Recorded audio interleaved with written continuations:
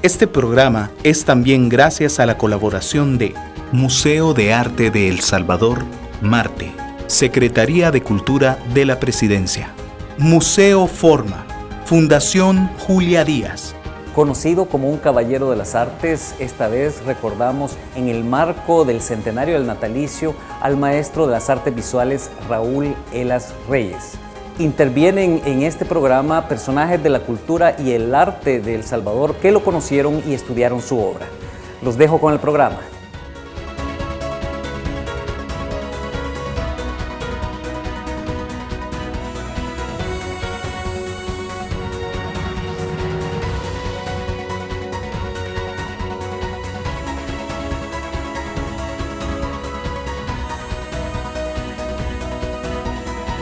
Hablar de Raúl Elas Reyes es recordar múltiples facetas de una de las personas con las cuales mantuve una extraordinaria relación, y estas facetas son tanto a nivel afectivo, a nivel gremial, como también a nivel profesional.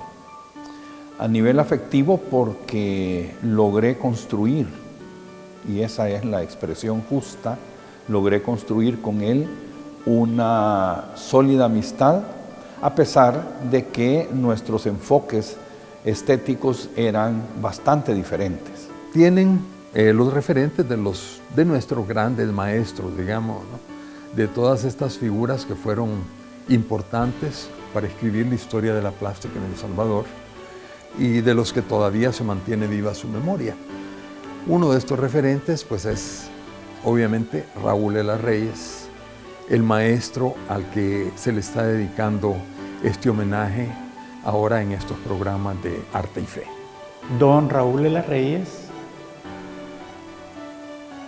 fue un extraordinario pintor, fuera de serie. No era el número 1, no era el número 2, no era el mejor, no era el peor, era fuera de serie, igual que Carlos Cañas, igual que Julia Díaz. Era fuera de serie y hacía lo que quería, porque tenía el genio, la disciplina y la experiencia para hacerlo, y además una visión de mundo sin ataduras y sin egos.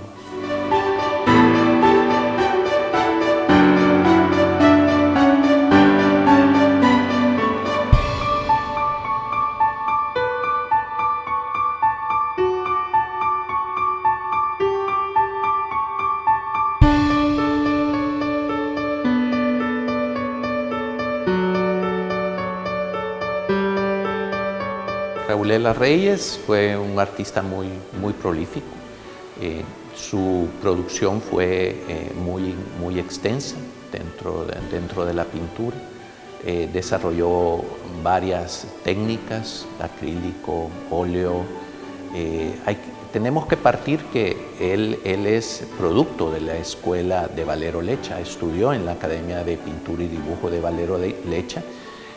Fueron de los 3 primeros graduados junto con Julia Díaz y Noé Canjura, y a partir de sus estudios hace ya sus primeras exposiciones, fueron, digamos, junto con ellos dos también.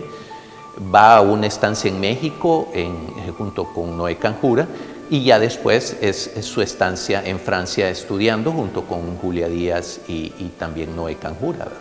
Y me ha tocado a mí ahora comentar los primeros 5 años de existencia de la Academia, porque fueron aquellos que yo viví en la Academia Valero Lecha. Ahí me encontré, claro, con Julia Díaz, otra de las ganadoras del concurso, Noé Canjura, un muchacho polanco que desapareció, y luego vinieron otros muchos.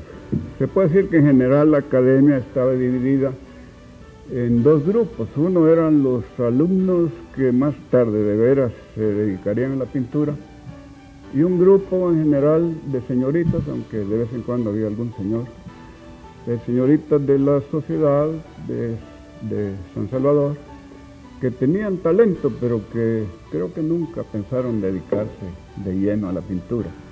Valero Lecha notó eso desde un principio y concentró su esfuerzo y su energía y su disciplina en los que sabía que tenían posibilidades y que de veras se iban a dedicar a la pintura, o sea, el grupo de los 5 bequistas ganadores más otros que llegaron posteriormente. Al principio sí puede decirse que la enseñanza que a mí me tocó vivir era puramente académica, porque aunque no se hacían ejercicios tradicionales con figuras de yeso, porque siempre pintamos del natural, sí la manera de enseñar entonces de Valero Lecha era como una réplica de la enseñanza que él mismo había recibido en España de su profesor, el académico Cecilio Pla. Y era fácil ver pues que había una tradición en su enseñanza. O sea, la lectura exacta del color y de los valores del modelo que teníamos enfrente y un realismo que no permitía prácticamente interpretación, sino la copia exacta, que tenía sus ventajas este entrenamiento y tenía sus desventajas en el sentido de que más tarde resultaría difícil para los alumnos entrenados así en liberarse. A pesar de las diferencias entre Julia y Raúl, por cuestiones puramente estéticas y de relaciones comerciales a través de la galería, ellos dos mantenían un gran respeto y también un grato recuerdo de los tiempos que ambos fueron alumnos del maestro Valero Lecha.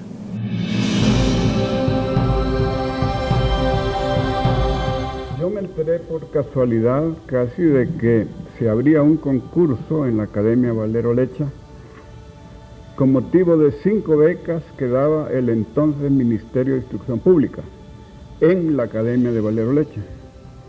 Y sucedió que en una tienda cualquiera de barrio donde yo había entrado a tomar un refresco, había un pedazo de periódico y como tenía la manía compulsiva de leer lo que tenía cerca, me puse a leer el pedazo del periódico y ahí se anunciaba el concurso. Entonces entré en él y el concurso consistía en un dibujo de figura. El modelo era una figura popular callejera de esa época, a quien llamaban Cuervo.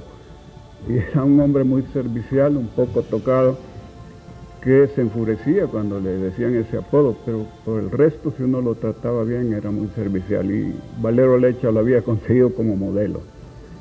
Era un ejercicio al carbón, un retrato de Cuervo, y el segundo ejercicio eran unos cacharros de barro, también ejecutados por los concursantes al carboncillo.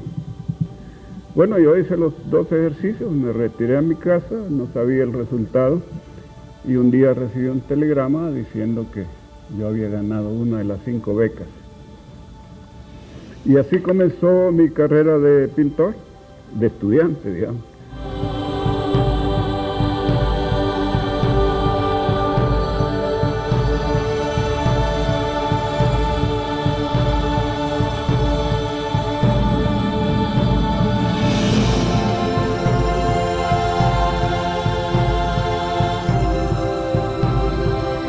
Tocó en París, por ejemplo, ver una famosa academia de André Lot, que escribió aquel libro famoso, Tratado del Paisaje y todo.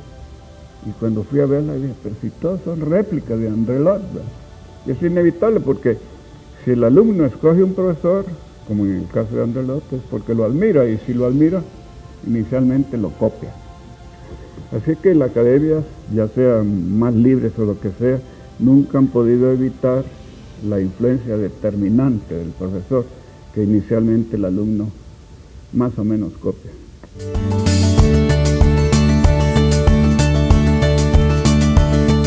Él y los que estuvieron becados en Europa, como no les alcanzaba la pensión, le propusieron al gobierno hacer copias de artistas en Europa, y esas copias se las daban al gobierno y el gobierno las comenzó a poner en las diferentes oficinas gubernamentales.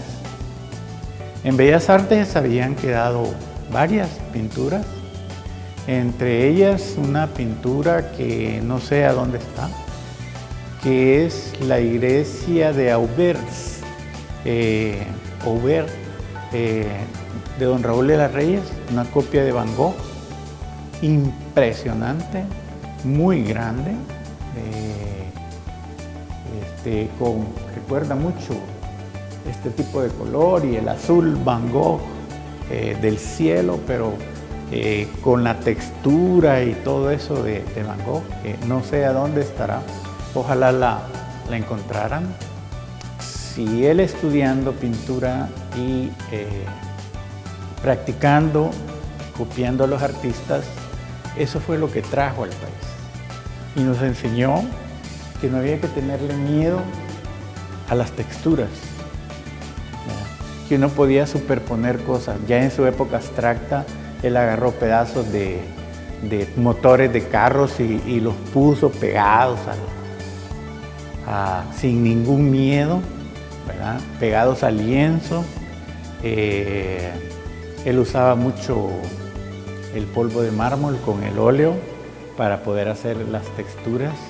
Raúl había estado becado en Europa al mismo tiempo que Julia, que Noé Canjura, que Carlos Cañas.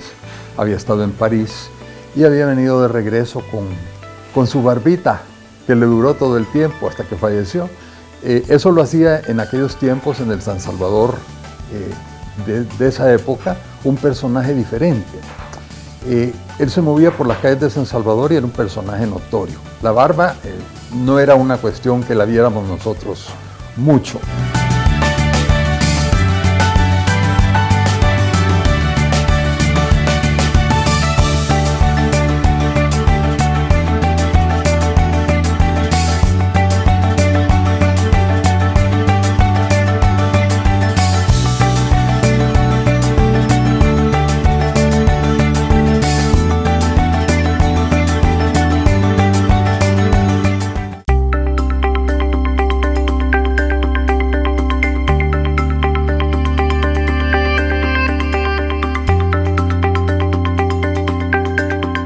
Regresa viendo al país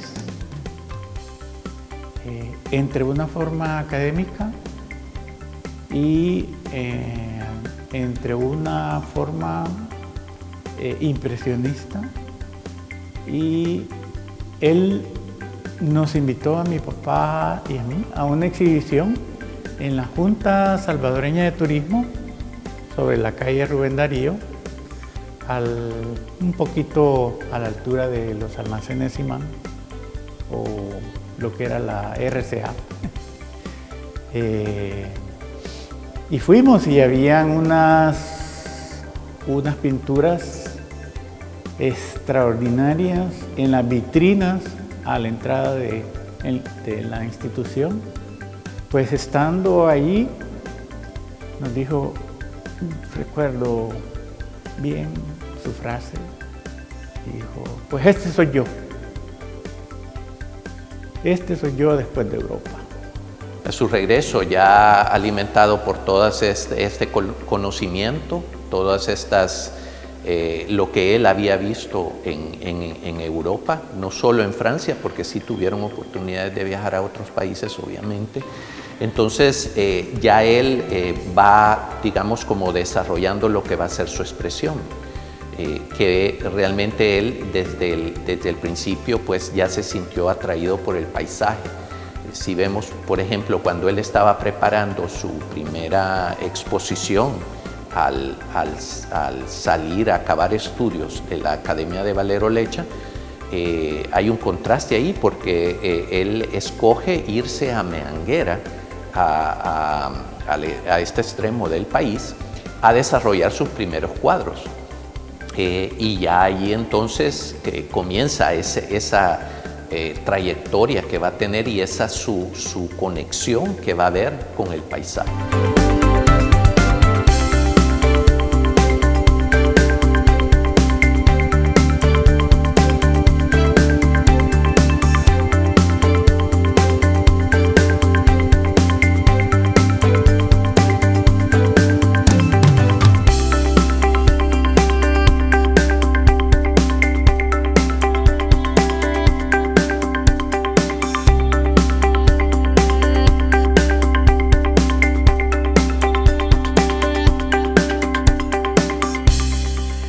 Bueno, yo conocí a Raúl allá por el 59, creo, más o menos.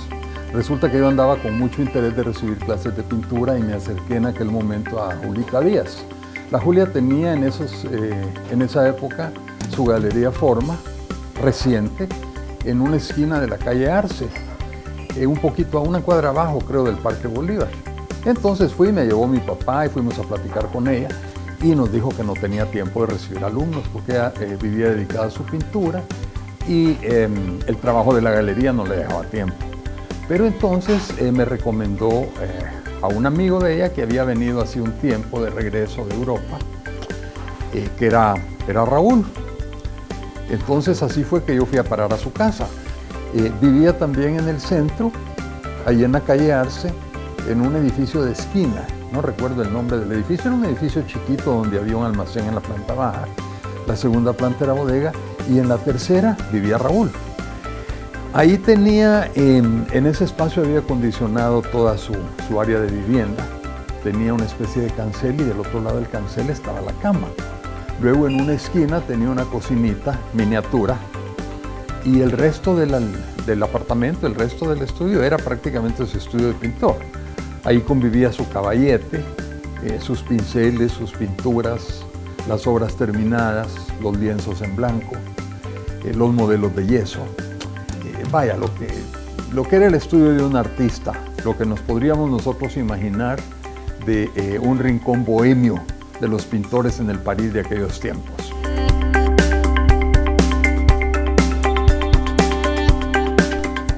Da la gran casualidad, un paréntesis, de que estuvieron en Europa en el mismo momento, porque Dicky se va a Europa en marzo del año 1950, pensando de que entonces, como ella estaba estudiando arquitectura y tenía una pausa en su carrera, que podía ir a ver si podía trabajar con Le Corbusier. Llega a Europa, se da cuenta que Le Corbusier está en Caracas, Venezuela, rediseñando la ciudad. Entonces, Dicky oyó hablar de estos pintores. Para ella Noé Canjura no significaba nada, pero sí creo que conocía a Julia Díaz de nombre, ¿verdad?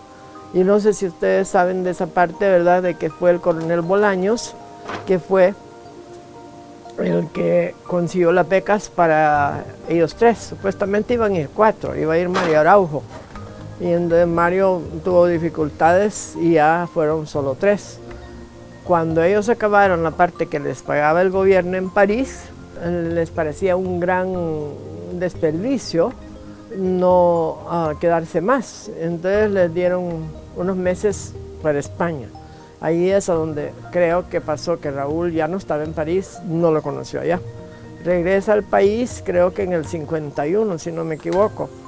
Y mi amiga lo conoce, le encantó por su modo de ser, de gran señor, muy bien parecido, su famosa barba que lo hacía, que lo distinguía en ese tiempo porque solo habían 2 barbas en San Salvador, la de Guizábal, que tenía que ver con relaciones exteriores, creo yo, y la de Raúl. No había, nadie más se dejaba la barba. Entonces, mi amiga arma un paseo con doña Luz, ahora viuda de Alfaro, Luz Camacho, para ir y tengo esas fotos que están viendo al lado de Coatepeque y ven el volcán de Santana atrás, ¿verdad? Esa es la primera vez que creo que salen. Su esposa era una arquitecta salida de MIT. Muy pocos saben que la señora de don Raúl Ela Reyes era arquitecta salida de MIT. Y se me hace, hagamos de caso que después de que vuelve al país conoce a Raúl. Pero cómo y cuándo se veían, no sé. Lo único que sé que nosotros lo conocimos, como familia lo conocimos, no es que lo haya traído aquí como quien dice que este es mi novio, que me voy a casar, ni nada de eso, sino que lo conocimos porque era un artista que empezaba, ya había hecho exposiciones, había hecho una exposición, creo que salían, esa exposición ha de haber salido en todos los recortes que te di, creo que había hecho uno en París y no sé si hizo otro en España, y aquí estaba empezando a darse a conocer, ¿verdad?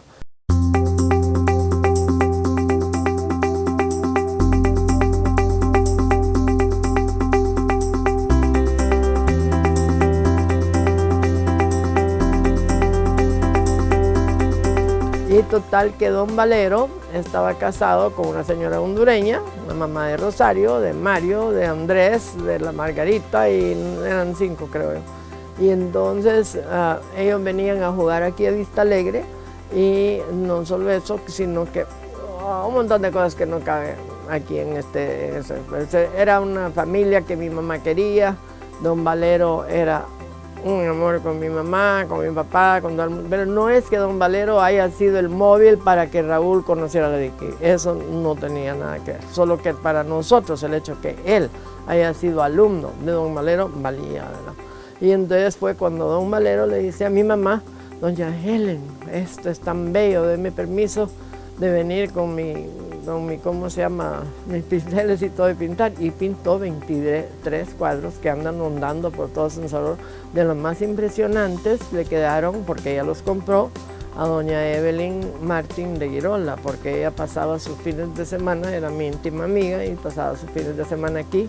Entonces para ella era recordar el árbol de algodón, que es una maravilla, y la otra era ya cuando Dicky y Raúl estaban casados, que pintó de la terraza de su casa. Son los 2 cuadros más grandes. Los otros fueron bastante pequeños. Entre los años 50 que la cosa iba en serio y que se querían casar, y nadie sabía por qué no se casaban. Y resultó que Raúl se había divorciado de una americana que había conocido aquí cuando trabajó con la embajada americana, y esto es muy interesante, pero en México no le hallaban los papeles. Y lo que yo encuentro más interesante todavía, que la misma persona que los presentó, que es doña Landa Vides, ya vivía en México, estaba en la embajada de El Salvador, y ella fue la que movió todas las pistas necesarias para sacar esa cosa, para que Raúl pudiera ver, probar que estaba divorciado y luego poderse casar con Dicky. Ahí es que como que se cerró el círculo, ¿verdad? La familia se va dando cuenta a través de Raúl, ¿verdad?, del arte en El Salvador, ¿verdad? Pero de que cómo recibieron ellos la noticia, mi papá no recibió ninguna de las 2 noticias de la boda de sus hijas con mucho. Los padres así son, ¿verdad? Quisieran que sus hijas se vayan con el príncipe azul, ¿verdad? Pero yo me había casado finalmente en el 58, porque yo estaba dándole chance, según yo, a mi hermana, que se casara y que ella fuera la primera, ¿verdad?, que quizás agrandara la familia o lo que fuera, ¿verdad? Y nadie sabía por qué no se casaban. Hasta después nos dimos cuenta nosotros que el problema era eso de los documentos de México, ¿verdad? Entonces, cuando finalmente salen los documentos de México, yo ya me había casado en 1958. No vivía en la finca todavía, vivía en un apartamento en San Benito, que quedaba detrás del almacén que mi hermana y yo habíamos comenzado juntos en 1955.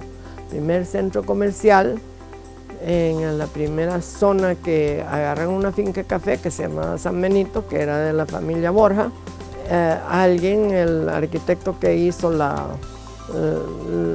parcelación o algo, hizo el Boulevard Hipódromo, que todavía existe, que ahora todos son negocios, todas las casas desaparecieron, ¿verdad?, y todos son negocios. Y nosotros fuimos pioneras en ese sentido, ¿verdad?, de que sabíamos que estos shopping centers que existían en Estados Unidos tenían que pegar. Entonces, gracias a don Alberto Vilanova, estaba casada con doña Berta Gotay, y que era bien amiga de mi mamá, porque mi mamá era una gran golfista, y ella jugaba golf con mi mamá, y entonces nos querían ayudar. Y entonces nos dieron unos locales ahí, y hubo un momento que estábamos arrendando 5 de los 10 locales, aparte del súper, ¿verdad? A todo esto, el noviazgo seguía, mi hermana no se le preguntaba nunca nada, porque era una mujer muy discreta, muy privada, y bueno, un día para otro dice: me puedo casar.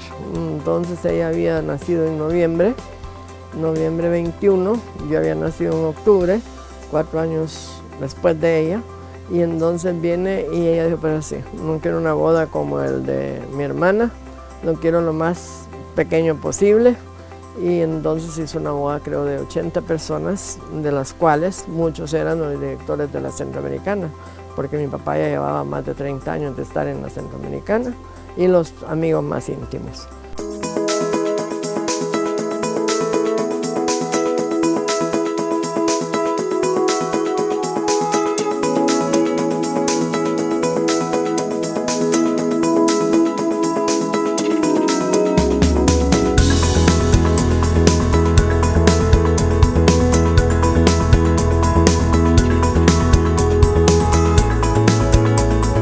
casan en 1960 y viene a vivir aquí a la finca y ya empieza otra vida en el sentido de que están en casa propia, no tiene él pues ese gasto porque Dicky y yo pues mi papá nos consiguió por el banco hipotecario, que también estaba nuestro tío Mauricio Diuca ahí, Carlos Canesa, sus amigos rotarios, a unos plazos larguísimos, ¿verdad?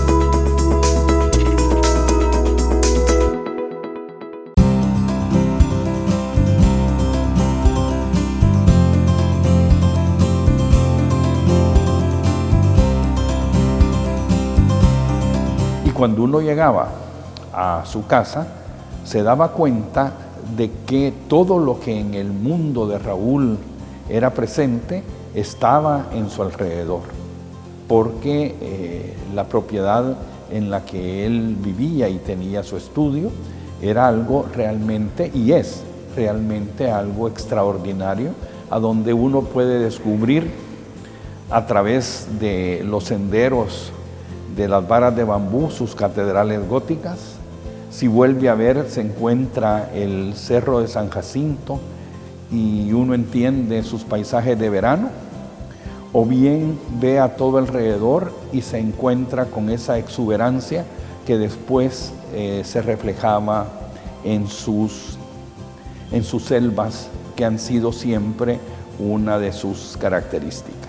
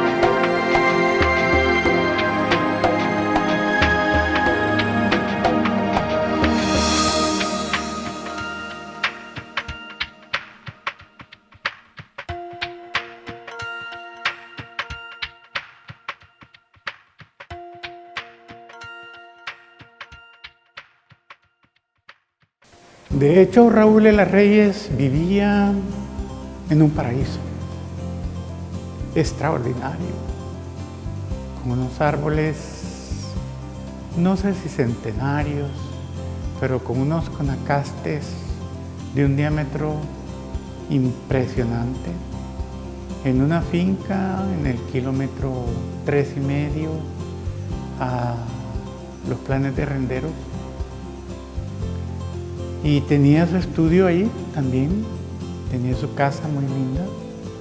Estuve unos 3 o 4 meses tal vez asistiendo a ese estudio, porque de repente Raúl se casó, se cambió de lugar de residencia y la distancia ya no me dejaba chance de ir a la salida del colegio.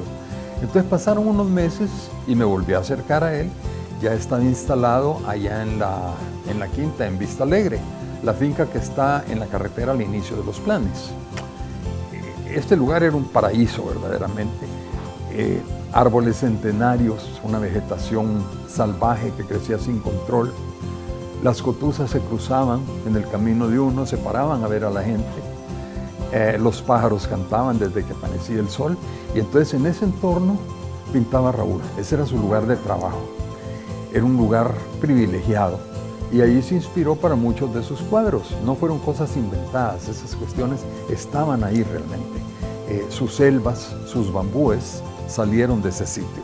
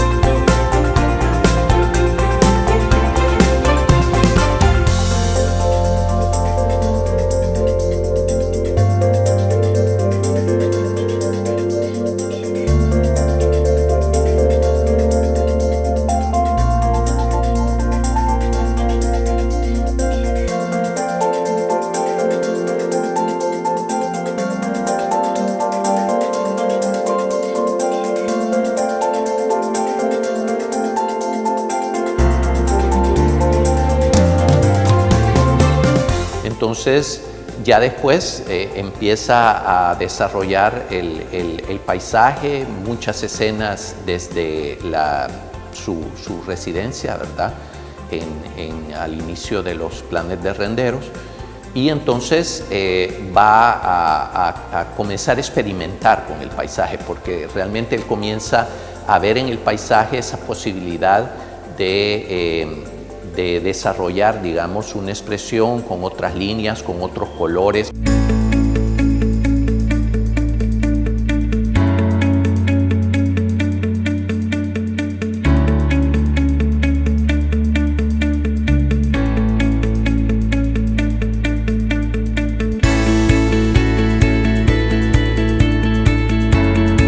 Hablando sobre Raúl y su manera a veces tan especial de comportarse, creo que vale la pena recordar una situación de la que yo tuve conocimiento a través de Magda Aguilar, que era muy amiga de Raúl y de Julia Díaz, y que estuvo siempre involucrada en el movimiento artístico y cultural de nuestro país, y es respecto a el apellido de Raúl. De acuerdo a lo que conocemos, él siempre se llamó Raúl Elas Reyes, pero su apellido en sí era Elías. Y contaba Magda Aguilar, y no creo que haya mentido, de que él tiene una reunión con una persona que tiraba las cartas o adivinaba la suerte. Cualquiera que haya sido la realidad, la verdad es que a él le dice esta pitonisa de que se debe de quitar una letra de su nombre. Y es ahí a donde él quita la I de Elías y se convierte en el Raúl Elas Reyes que todos conocimos y apreciamos.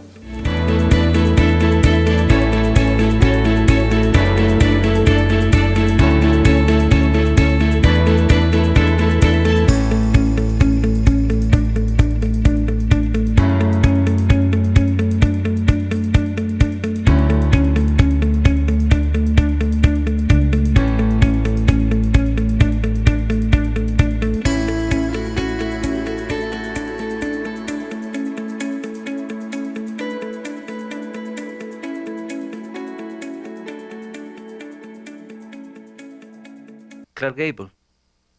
Bueno, mira. ¿Lo conoció? Sí, ¿verdad? Claro que sí.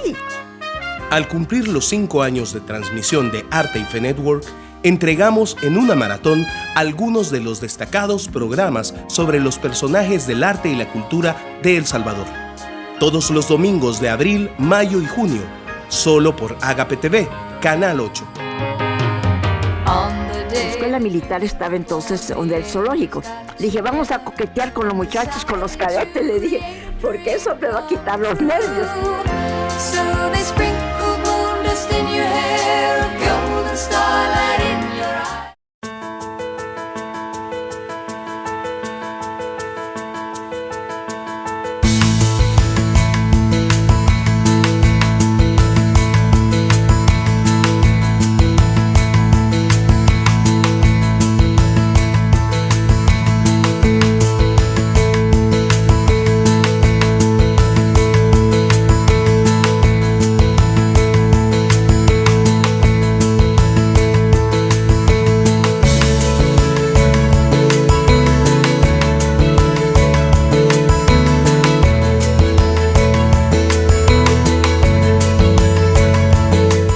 Y él, pues, sí tenía lo que necesitaba y tenía lo que merecía, vivía en un paraíso, era un hombre posiblemente el único artista que se desarrolló plenamente y desarrolló lo que él quería. Yo recuerdo que llegaba al taller de mi padre, que era un ebanista muy conocido, y mi padre le hacía los marcos que siempre tenían que tener 8 milímetros de grosor, con 5 milímetros de moldura ochavada, y siempre tenían que ser de laurel. Ese era el marco de don Raúl Elas Reyes. Esa era la moldura de don Raúl Elas Reyes. Y a mí me tocaba barnizársela transparente, color madera, barniz transparente. Luego laca transparente. Ya cuando salió la laca y salieron las pistolas de aire y todo. No, porque antes era barniz de goma laca, ¿verdad?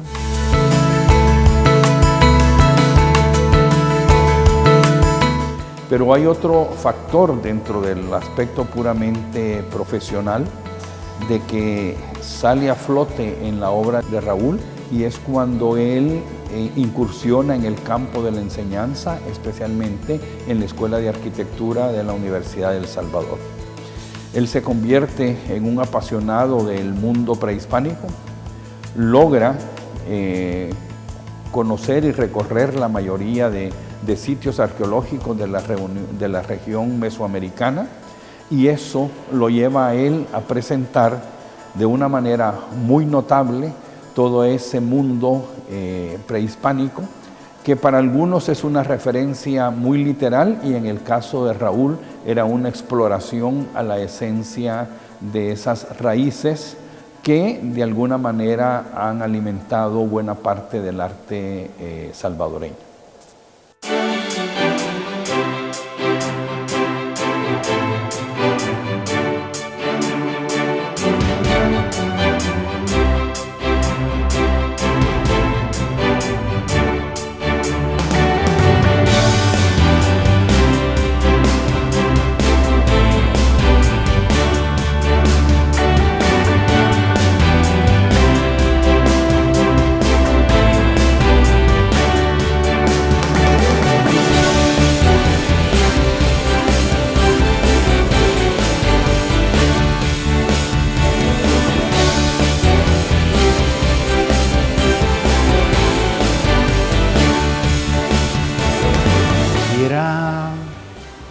casi un ritual el tener que pedirle permiso a don Raúl Elas Reyes para poderlo visitar, porque había que llamarlo por teléfono, no existían los celulares. O él llegaba al taller y platicábamos, y si yo estaba haciendo alguna obra, él la miraba y nunca me dio una opinión sobre mi obra. Yo lo sentía como muy respetuoso. Yo trabajaba mucho el abstracto y él sabía que mi profesor era don Carlos Cañas y no se llevaban bien.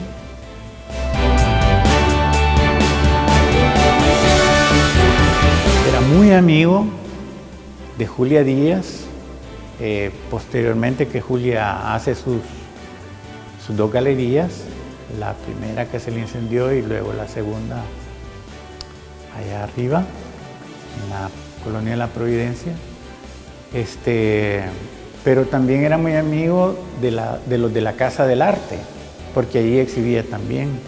Y ahí había un antagonismo muy fuerte entre el Galería Forma y la Casa del Arte. Y él fue un caballero, pero un caballero con una cortesía extraordinaria. Yo diría exquisito, un hombre exquisito. Como fue profesor de Historia del Arte en la Universidad Nacional, en la Escuela de Arquitectura, ese hombre tenía un conocimiento extraordinario. Yo lo vi pintando muy pocas veces porque él no permitía que uno estuviese ahí. Si uno llegaba, siempre había un buen té a las 4 de la tarde. Creo que hecho por su esposa, pero servido por las muchachas, por la servidumbre que tenían. Y era un gozo verlo tomar su té. Y era un gozo también tomar ese té y verlo a él fumando buen cigarro, gozando la vida. Y eso se aprende con esta gente. No se pierda la segunda parte de este interesante especial para recordar al maestro de las artes visuales, Raúl Elas Reyes, este martes 6 de marzo a las 9 de la noche y su retransmisión el sábado 10 de marzo a las 8 de la noche. Encontramos cierta presencia de la textura también, ¿no? Como parte de su obra, ya sea dentro del tema arquitectónico, dentro del paisaje, a veces inclusive incluía ciertas partes, digamos, que rompían también dentro del esquema tradicional como partes, digamos, metálicas dentro de la obra. Por ejemplo, algo que está presente en varias de sus obras es escritura. O sea, tenemos obra en donde hay textos. Que Raúl era un hombre, creo que te lo mencioné el otro día, le fascinaba la música clásica. Pintaba siempre con su música clásica a todo volumen, ¿verdad? También era buzo y al final de su vida que era el amor que tenía con el mar, ¿verdad? De ahí escribía, y como era un poco bravo cuando veía una cosa injusta, escribía unos artículos un poco enojados en los diarios, pero sí se lo sacaron. Raúl era un poco peculiar en una serie de cosas. No mostraba mucho su obra, aparte de la época en que tenía alguna exposición en alguna galería. Él era del criterio de que cuando llegaban los coleccionistas a su casa, les mostraba, decía, 2 o 3 cuadros. Decía, mire, no hay que mostrarle más a la gente, porque si uno les enseña muchas cosas se confunden y al final no compran nada. Raúl tenía esa virtud de que cuando se hablaba de arte, no se hablaba de la pintura de él ni de la mía, sino que hablábamos de la pintura en general como uno de los temas que más nos interesaban a ambos. Después de eso, hemos seguido viendo cosas porque cuando falleció Dicky, la esposa de Raúl, la obra pasó a manos de la hermana de ella, de Joy Mejía, que fue la heredera y es la que se encarga ahora de proteger la obra, de conservarla y organiza eventualmente exposiciones, pequeñas exposiciones para muestra y para venta. Entonces ahí tenemos oportunidad de seguir viendo las cosas de Raúl. Entonces, realmente los paisajes son muy representativos, quizás lo identificamos a él mucho con los paisajes, y él mismo reconocía que le conocían a él a través del el paisaje de verano, decía, y el paisaje de invierno, ¿no? Que había un contraste entre los paisajes que parecía que tenían toda esa riqueza de verdes y las otras tonalidades que él encontraba, más los paisajes que son característicos de la época seca. Lo vi trabajar en un desnudo y él no dibujaba.